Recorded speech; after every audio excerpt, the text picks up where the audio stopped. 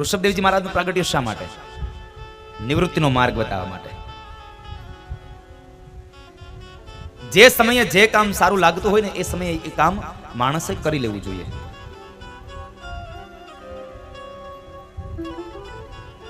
જે સમયમાં જે કામ શોભે એ કામ કરાય.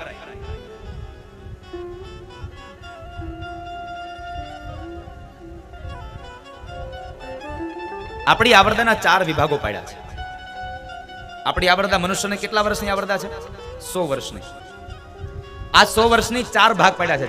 ચાર પ્રકારમાં ડિવાઈડ કર્યા. 25 વર્ષના 4 વિભાગો પાડ્યા. 1 વર્ષથી 25 વર્ષ, 26 થી 50, 51 થી 75, 76 થી 100. હવે સમજો આમાં શું કરવાનું આ 100 વર્ષમાં. જો કે હવે તો આપણા પદાર્થો ખાવા પીવાની રેકી ટેકી ગઈ, ન ખાવાના પદાર્થો ખાવા માંડ્યા એટલે માણસની આવરદા આપોઆપ ઘટી ગઈ. આવરદા ઘટી એટલું નહીં હો, માણસની હાઈટ ઘટી ગઈ છે. હા, આ યાદ રાખજો. આજનું વિજ્ઞાન એમ કહે છે કે આમલીનું પાણી અને ગરમ મસાલો ભેગો કરીને ખાવ એટલે સીધી જ બ્લડના ઝીંક ઉપર અસર કરે અને માણસની હાઈટ ઘટાડે. તમે પેલાના જુઓ, એને કોઈ દી બર્ગર પીઝા નહોતા ખાતા, એને કોઈ દી મંચુરિયન નહોતા ખાતા, એટલે એને બધાની હાઈટ જુઓ 5 ફૂટથી અપ જ હતી. આ બર્ગર પીઝા અને મંચુરિયન આવી ગયા ને એમાં માણસની હાઈટ ઘટી ગઈ. આ 5 ફૂટનો 5.5 ફૂટનો હતો, ત્યાંથી આવી ગયો 4 ફૂટ 4.5 ફૂટે. આ મને એમ થાય છે આ રોજ આ માણસની હાઈટ ઘટતી જાય છે. આ એક દી બધા ફૂટના થઈ જાવું તો આ ટ્રેક્ટર ને આ મર્સિડીઝ ને આ ઇનોવા હાંકશે કોણ? આ પગ નહીં આંબે કોણ હાંકશે? પછી અપગ નહીં હોય તો એક્ટિવામાં સાઈડના વ્હીલ નખાવા પડશે. ક્યાં જશે?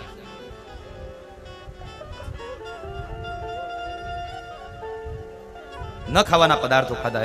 એને પાણીપુરી વાળાની લારીએ જઈને એને શાકભાજી લેવા જાય ને એટલે શાકભાજી પછી દેખાય, પેલા ઓલો ભાઈઓ દેખાય. પેલા ઈ દેખાય આપણને. હાલ ને 5 રૂપિયા ખાઈ લઉં પછી શાક લઉં એટલે હરખું ગોતવાની મજા આવે. શાક ઓલું પાણીપુરીનો ટેસ્ટ હોય ને.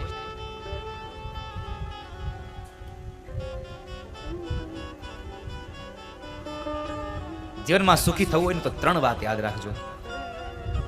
જ્યાં ત્યાં ન ખાવું, જ્યારે ત્યારે ન ખાવું અને જેન તે ન ખાવું. પુષ્ટિ સંપ્રદાયમાં શ્રીમદ વલ્લભાચાર્ય મહારાજ કહે છે ભોજનમાં 3 વસ્તુઓની ખાતરી કરવી. પહેલી વાત તો પવિત્ર સ્થાનમાં બનેલું ભોજન ખાવું. બીજી વાત પવિત્ર ભોજન જમવું, સાત્વિક ભોજન જમવું. અને ત્રીજી વાત પવિત્ર માણસના હાથે બનેલું ભોજન જમવું. આ 3 વાત પુષ્ટિ સંપ્રદાય કહે છે. હવેલી સંપ્રદાય કહે છે જ્યાં ત્યાં ન ખાઈ લેવું, જ્યારે ત્યારે ન ખાવું અને જેન તે ન ખાવું. મને તો બેનોને એ વાતનું હસવું આવે. એ પાણીપુરી ખાઈ લે ને પછી તીખી લાગે ને પછી હું કે હે ભાઈ આ પાણી ક્યાં છે? એટલે ઓલો પાણી બતાવે, જો આ ટીપ ભરી. એ નહીં કે મિનરલ નથી. એ ઓલા એ જો હાથ અડધો બોલીને દેતો તે મિનરલ હતું. એ ખાતા જાય ને વળી પાછા કહેતા જાય એ ભાઈ બડી બડી મોટી મોટી પૂરી દેના. ઘડી કી હિન્દી પાછી થઈ જાય.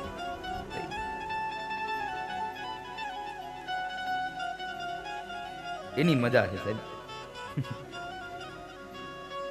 મોઢામાં પાણીપુરી નાખે,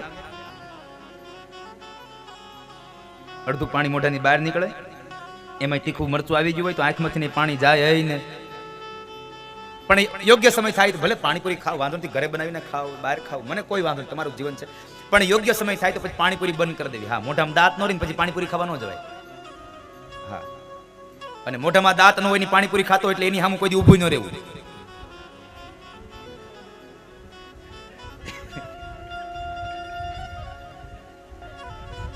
અનુભવ કરો તો એકવાર, મોઢામાં દાંત ન હોય ને પાણીપુરી ખાવા જાય, આમ દબાવો, સીધી પિચકારી માથે.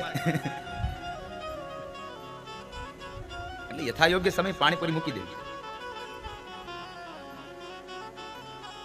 પાણીપુરી નહીં સાહેબ, બધી વસ્તુનો યથા યોગ્ય સમય જ એનો ઉપયોગ થાય તો સારી લાગે.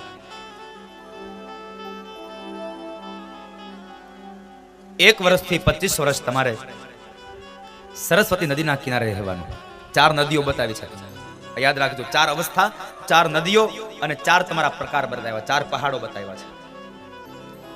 પહેલી વાત, 1 વર્ષથી 25 વર્ષ તમારે સરસ્વતી નદીના કિનારે રહેવાનું.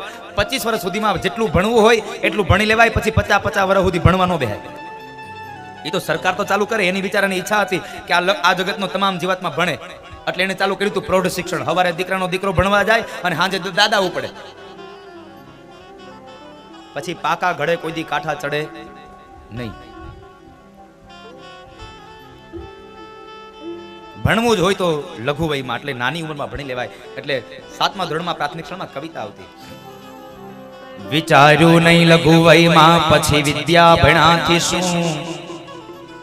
વિચાર્યું નહીં લઘુ વયમાં પછી વિદ્યા ભણાથી શું. સુકાણા મોલ સૃષ્ટિ તણા પછી વૃષ્ટિ થયાથી શું. યથા યોગ્ય સમય બધી વસ્તુ કામ આવે. યથા યોગ્ય સમય જ વસ્તુ કામ આવે. તમે ખેતરમાં દાણા વાવી દો અને વરસાદની રાહ જુઓ અને ખેતરમાં વાવેલા દાણા બધા દાણા ફૂટી જાય અને બળી જાય અને પછી મુશળધાર અનરાધાર વરસાદ થાય. શું કામનો. સુકાણા મોલ સૃષ્ટિ તણા પછી વૃષ્ટિ થયાથી શું. અરે ગજબ હાથે ગુજારી પછી કાશી ગયાથી શું. મળી દુનિયામાં બદનામી પછી નાસી ગયાથી શું. પાપ કરવામાં પાછું વાળું જોયું નહીં અને પછી તમે કહી હાલો હવે કાશી ગંગામાં નાહી આવીએ, તો એમ ગંગાજી તમારા પાપ નહીં ધોઈ નાખ્યો. ગજબ હાથે ગુજારી પછી કાશી ગયાથી શું. અને એકવાર દુનિયામાં બદનામી મળે પછી તમે ગમે ત્યાં વયા જાવ, એ બદનામી પછી જાય નહીં. મળી દુનિયામાં બદનામી પછી નાસી ગયાથી શું. નાસી ગયાથી શું મળે સાહેબ. નિવૃત્તિનો માર્ગ બતાવ્યો છે. 1 વર્ષથી 25 વર્ષ સરસ્વતી નદીના કિનારે રહેવાનું, વિદ્યાભ્યાસ મેળવવાનો. 26 વર્ષથી 50 વર્ષ તમારે નર્મદાના કિનારે રહેવાનું. અને નર્મદાનો કિનારો એટલે ભૌતિક સાધનો છે. આ લૌકિક જગતમાં તમામ ભૌતિક સુખોને ભોગવી લો 50 વર્ષ સુધી. અને ત્યારબાદ 51મા વર્ષમાં પ્રવેશ થાય એટલે યમુનાના કિનારે જવા જાય. યમુનાનો કિનારો. અને એ યમુનાનો કિનારો એટલે મહાપુરુષો એને આધ્યાત્મિક અર્થમાં ભક્તિ કહે છે. એ ભક્તિનો કિનારો એટલે 51મા વર્ષમાં જઈને એટલે બીજું કાંઈ ન મુકરાય. આ સંસારની તમામ જવાબદારીઓ દીકરાને સોંપી દઈ અને ભક્તિના નામની માળા હાથમાં લઈ લેવાય. ભગવાનના નામની માળા હાથમાં લેવાય. પણ આપણે તો જેમ જેમ મોટા થતા જઈએ ને એમ એમ આપણને એમ થાય કે આપણે આમ કરીએ તેમ કરીએ. રોજ તમે નાના થાવ છો સાહેબ. તારી આવરદા રોજ ઓછી થાય, સમજ તો સારું છે. રોજ ઓછી થાય, સમજ તો સારું છે. તારો અવતાર એળે વયો જાય, સમજ તો સારું છે. તારો કથા કીર્તનની બુકમાં 20મા પેજ ઉપર આ પદ આપ્યું છે. સમજ તો સારું છે. બાળપણમાં તું બેફામ થઈને ફર્યો. બાળપણમાં તું બેફામ થઈને ફર્યો. ખૂબ ખાધું પીધું ને વળી રમતો ફર્યો. ખૂબ ખાધું પીધું ને વળી રમતો રહ્યો. રમત ગમત માં રહ્યો લોભાઈ, સમજ તો સારું છે.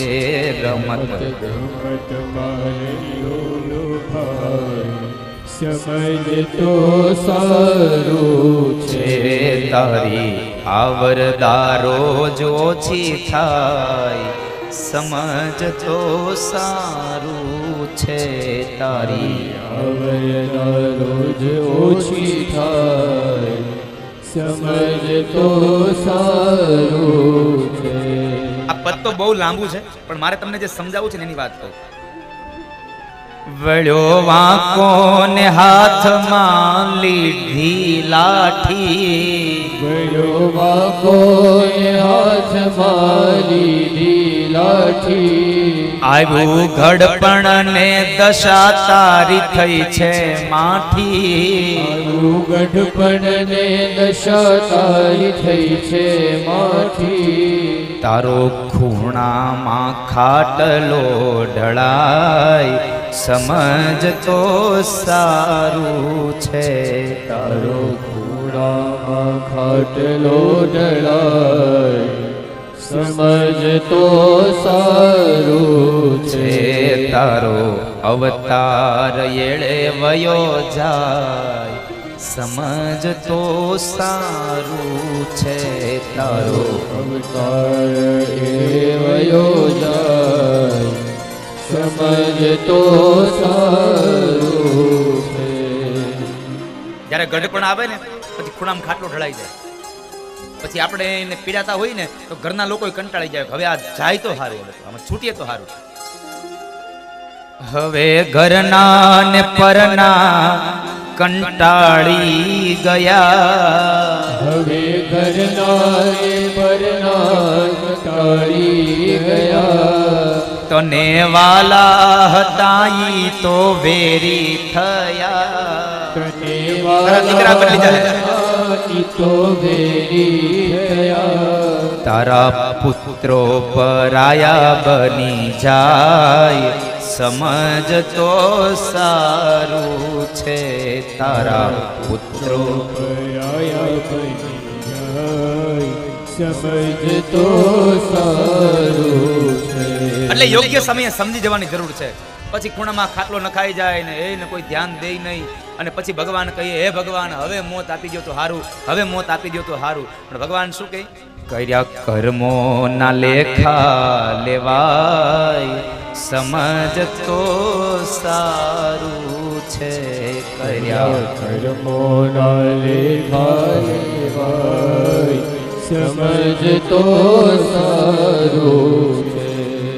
અંતરની વાત તમને છેલ્લી કહું છું, ભજનમાં રહો તમે મેલ સાથે. આ બીજી લૌકિક વાસનાઓને છોડી દઈ અને ભગવાનમાં યજનમાં તમે સાત્વિકતાથી રહો, ઈશ્વરનું યજન કરો, બા પરમાત્માના નામનું સ્તવન કરો. ઋષભદેવજી મહારાજે નિવૃત્તિનો માર્ગ બતાવ્યો.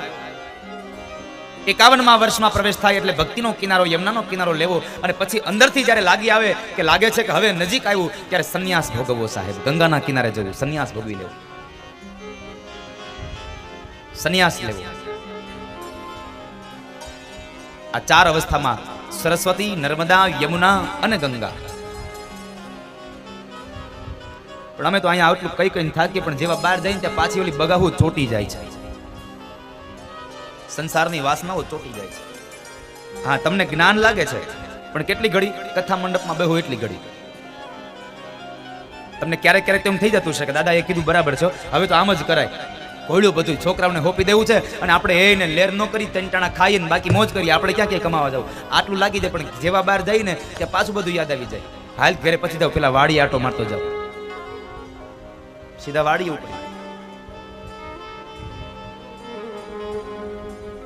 બધાની અંદર જ્ઞાન સમાયેલું છે, પણ આ જ્ઞાનને કોઈ બહાર કાઢતું નથી. સાહેબ, જ્ઞાનને કોઈ બહાર નથી કાઢતું.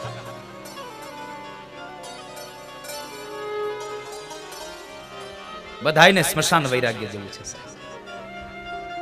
આપણે સ્મશાનમાં જઈએ એટલે શું કરીએ? 2-5 જણા અહીંયા બેઠા હોય, 2-5 જણા અહીંયા બેઠા હોય, 2-5 અહીંયા બેઠા હોય, અને ત્યાંથી આપણે વાતો કરતા હોય. હે ને, શું વાતો કરીએ? અરે બિચારો કેટલું મહેનત કરીને કેટલું ભેગું કર્યું, પણ જ્યાં વાપરવાનો સમય આવ્યો ને ત્યાં બિચારો ઈ જ વયો ગયો. શું વાપરે? આ ભેગું કરેલું છોકરા હવે કોણ જાણે ક્યાં વાપરે. ત્યાં આપણું કદાચ આવું થાય તો કઈ ખબર. એને કરતા ઘોડ્યું બધું ને એને છોકરાને હોપી દઈ અને આપણે ભગવાનનું ભજન કરીએ. એટલું વૈરાગ્ય લાગી જાય, આપણને થાય કે આ ઘરે જઈને ત્યાં બાવો નથી જતો હારો, આ ઘર ન છોડી દે તો હારો, ઘર ન છોડી દે. પણ જેવો સ્મશાનમાંથી નીકળે અને ગામના પાદરમાં આવે ને ડંકી નીચે નાઈ લે એટલે બધું વૈરાગ્યનું નંજન ધોવાઈ જાય. ત્યાં હતો એવો ને એવો પાછો બધું વૈરાગ્ય ધોવાઈ ગયું. કઈ કામ ના.